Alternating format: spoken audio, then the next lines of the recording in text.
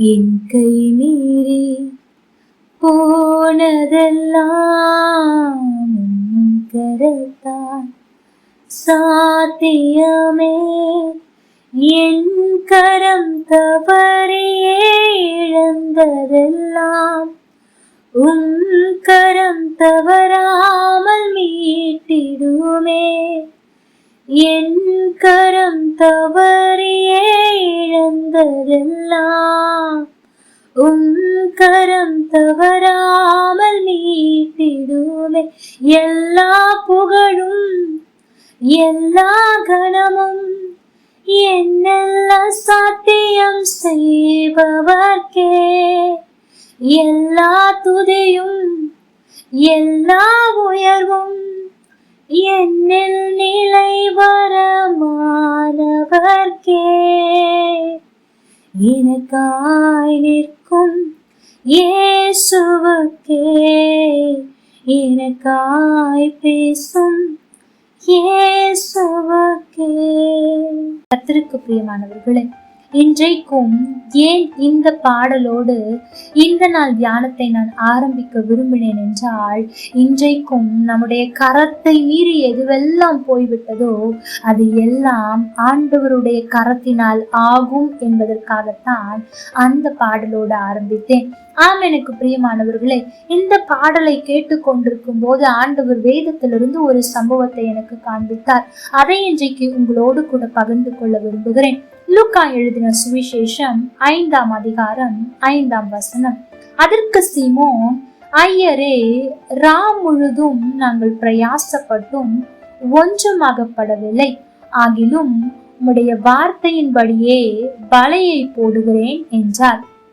எனக்கு பிரியமான தேவ பிள்ளைகளே, இந்த வார்த்தையை, இந்த சம்பவத்தை நாம் அநேக முறை அநேக விதத்தில் தியானித்திருக்கிறோம்.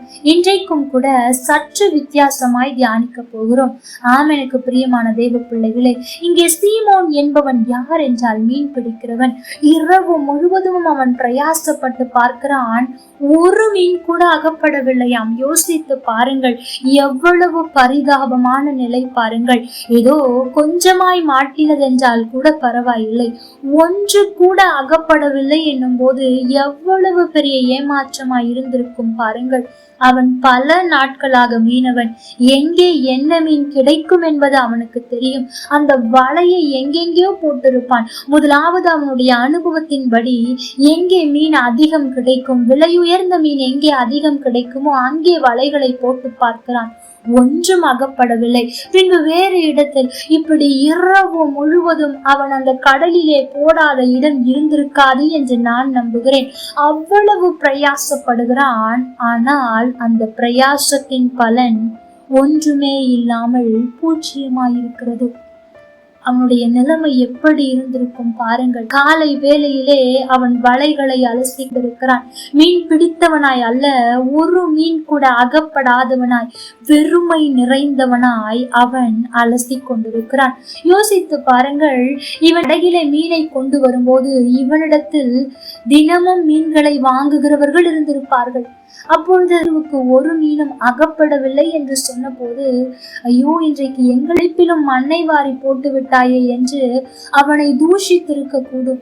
அப்பொழுது அவனுடைய நிலைமை எப்படி இருந்திருக்கும் பாருங்கள். என் கைமீறி இன்றைக்கு போய்விட்டதே, இனி நான் நாளைக்குத்தான் போக முடியும். அவனுக்கு லாபம் வரவில்லை என்றாலும் பரவாயில்லை, வீட்டிற்கு கொண்டு போவதற்கு கூட ஒரு மீன் இல்லை. அவ்வளவு பரிதாபமான நிலை. அவனுடைய கைமீறி போய்விட்டது. அவ்வளவுதான், இனி அடுத்த நாள் இரவுதான் என்று அவன் நினைத்து கொண்டிருக்கிறான். ஆண்டவர் வருகிறார், நீ கடலுக்கு போய் என்று சொல்லுகிறார்.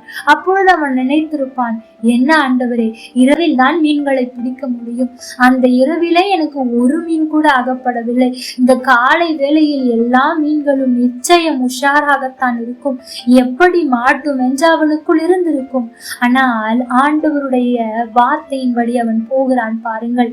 என் கைமீறி போய்விட்டது, சரி, நீர் ஏதோ சொல்லுகிறீர், நான் கேட்கிறேன் என்றுதான் போயிருப்பான். நடந்தது என்ன? வலை கிழிந்து போகத்தக்க மிகுதியான மீன்களை பிடித்தார்கள்.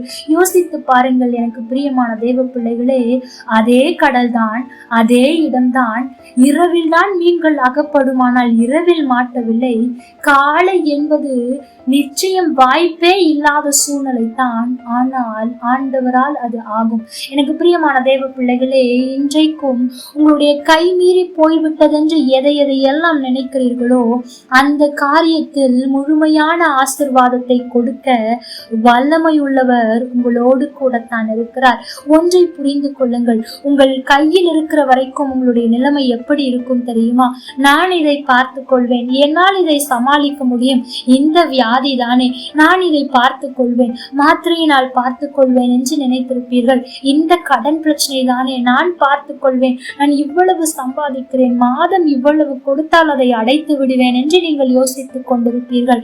ஆனால் எப்பொழுது உங்களுடைய கை மீறி போகிறதோ அவ்வளவுதான். இனி காப்பாற்றுவதற்கு வழி இல்லை என்று எப்பொழுது மருத்துவர்கள் சொல்லுகிறார்களோ இனி அவள்தான்.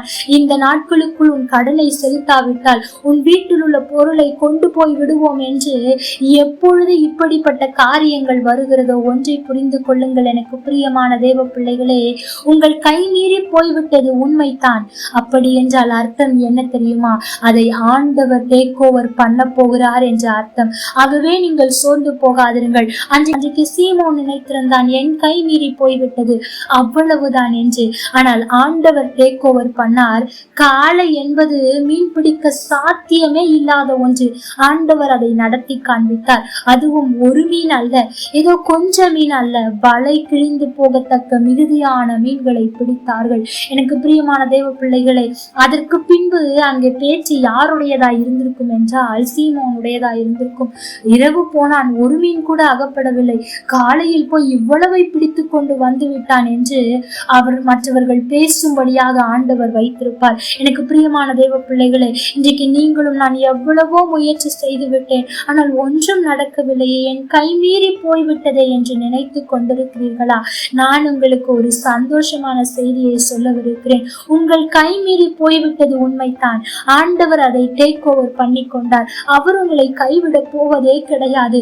உங்கள் பிரயாசம் வெறுமையாய் போவதே கிடையாது. அதற்கான பலனை பார்க்கவில்லை என்று கலங்கி கொண்டிருக்கிறேன் என் அன்பு மகனே, என் அன்பு மகளே, நிச்சயமாய் பார்ப்பாய். யோசித்து பார். ஆண்டவரை சீமோன் கூப்பிடவில்லை.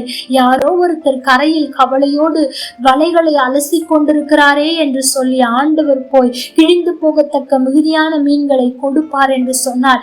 ஆண்டவரையே நம்பி, ஆண்டவரே நீர்தான் எனக்கு, உம்மை விட்டால் எனக்கு யாரும் இல்லை, உம்மை நான் நம்பி இருக்கிறேன் என்று அவரையே நம்பி இருந்த உன்னைய ஆண்டவர் கைவிட்டு விட போகிறார்? நிச்சயம் இல்லை. ஆகவே நீ சொந்து போகாதே. கர்த்தர் உன்னுடைய வாழ்க்கையில் நீ நினைத்திருக்கிற காரியத்தில் உன் கை மீறி போய்விட்டதென்று நீ எதை நினைக்கிறாயோ அந்த காரியத்தை அவர் கையில் எடுத்து அதில் ஒரு அற்புதத்தை செய்வது நிச்சயம். கர்த்தர் தாமே உங்களோடு கூட இருந்து உங்களை ஆசீர்வதிப்பாராக. ஆமென். லைக் பண்ணுங்க, ஷேர் பண்ணுங்க, கமெண்ட் பண்ணுங்க.